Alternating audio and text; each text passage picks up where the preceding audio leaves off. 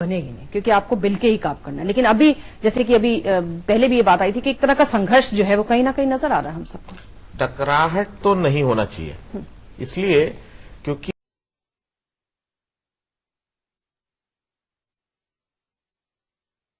फायदा है उसका, अगर हर लोग उस मर्यादा का पालन करे और उस मर्यादा के अधीन रह के काम करे तो मुझे नहीं लगता कोई कठिनाई आएगी। लेकिन जब आप मर्यादा तोड़ोगे, जैसे कह रहा था कि परिवार में बच्चा है तो उसका कान मरोड़ना, बात सही है, कान मरोड़िए, लेकिन मर्यादा में रह के। लेकिन आप बच्चे को मार नहीं डालेंगे। और इसी प्रकार आप हर अंग अगर मर्यादित रहेगा, मुझे नहीं लगता कोई दिक्कत होगी। हर्ष जी, जिस तरह से बात बार बार आ रही थी कि साहब ट्रांसफर्स की मतलब आप 2 महीने में भी ट्रांसफर हो रहे हैं, आप 6 महीने में भी ट्रांसफर हो रहे हैं, आपने खुद बताया आपने इतने सारे ट्रांसफर चले, क्या इसके लिए ये भी बहुत समय से मांग हो रही थी कि साहब एक बोर्ड बना दिया जाए, या सीवीसी अगर केंद्र देख रहा है तो उस तरफ से वहां जाए आप, या लोकायुक्ता के पास जाएं, स्टेट्स में जाएं आप, और इस तरह के केसेस को आप डील करें?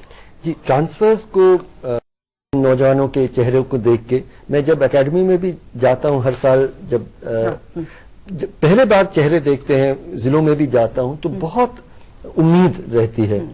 और एक रविंद्रनाथ टैगोर ने कहीं लिखा है कि हर बच्चा जब आता है तो वो एक संदेश लेके आता है कि भगवान अभी भी मानवता से उसमें अभी भी उम्मीद है। मैं समझता हूँ हर नया बैच जो आईएएस का आईपीएस के आते हैं, इस देश ने आपके साथ अभी भी उम्मीद रखी है, लेकिन ये उम्मीद टूटता जा रहा है। और उसके लिए दोनों तरफ जो हम लोग भी कितना खरे, क्योंकि आप पे दबाव पड़ेगा, ट्रांसफर होंगे और आपके सारे आदर्श टूट जाएं।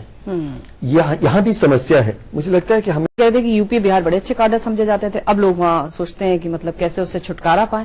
तो क्या वजह है कि यूपी और बिहार और इस तरह के स्टेट्स में ये हालात जो हैं वो ज्यादा बिगड़ रहे हैं? क्या लगता है आप? देखिए, फ्यूडल ट्रेडिशन भी एक चीज होती है, एक फ्यूडल ट्रेडिशन है। मैं खुद बिहार का रहने वाला हूँ, उत्तर प्रदेश को जानता हूँ, भारतवर्ष में अलग अलग हिस्सों में काम किया है मैंने, और ऐसा लगता है कि ये स्टेट्स में नौकरशाही की भी परंपरा गलत है।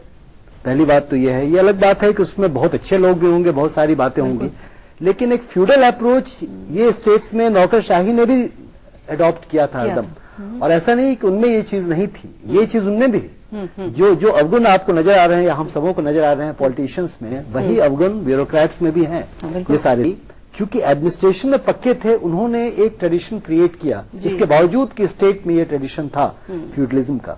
ये सारी बातें। एक बात मैं छोटी सी कहना चाहूंगा कि ये जो कही गई बात कि भाई ये यूपी के संदर्भ में कि बच्चे का कान मरोड़ दो, शायद उनको मालूम नहीं है महाशय जी को कि ये तो टोटली इलीगल है।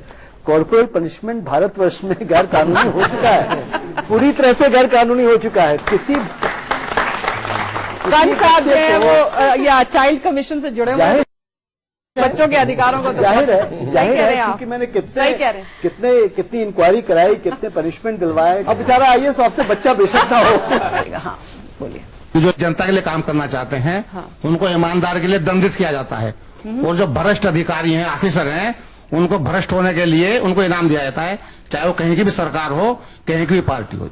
उधर दीजिए साहब। हाँ, इसमें मैं जो ये हुआ है, इसमें माइनॉरिटी वोट बैंक इसमें मुख्य रूप से जिम्मेवार है। मैम, क्या छत्रप बढ़ेंगे तो ये ब्यूरोक्रेट्स ऐसे ही रहते रहेंगे क्या? आप बताइए। Whenever such bureaucrats are doing such job for the country,